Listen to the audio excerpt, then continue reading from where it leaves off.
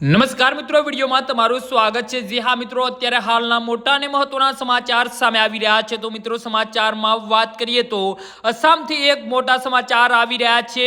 સોનીતપુર જિલ્લામાં રવિવારે મોડી રાત્રે એક એમ્બ્યુલન્સ અને ટ્રક વચ્ચે સામસામે ટક્કર થઈ હતી, જેમાં 7 લોકોના મોત થયા છે। અહેવાલ અનુસાર ટ્યુબલિટ ગાર્ડની એક દર્દીને લઈ જતી એમ્બ્યુલન્સ રવિવારે મોડી રાત્રે જિલ્લાના રાષ્ટ્રીય ધોરીમાર્ગ પર એક ટ્રક સાથે અથડાઈ હતી।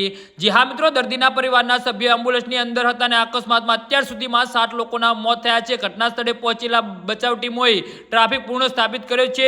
સુરતપુરના એસએપી બરુણ પુરસ્કારે જણાવ્યું હતું કે એમ્બ્યુલન્સ એક દર્દીને તેના પરિવાર સભ્યોને તેજપુર મેડિકલ કોલેજ અને હોસ્પિટલમાં લઈ જઈ રહી હતી। ત્યાં ઢેકુઆ જિલ્લા પોલીસ સ્ટેશનના અધિકાર ક્ષેત્ર હેઠળ આવતા રાષ્ટ્રીય ધોરીમાર્ગ 15 પર અકસ્માત થયો હતો।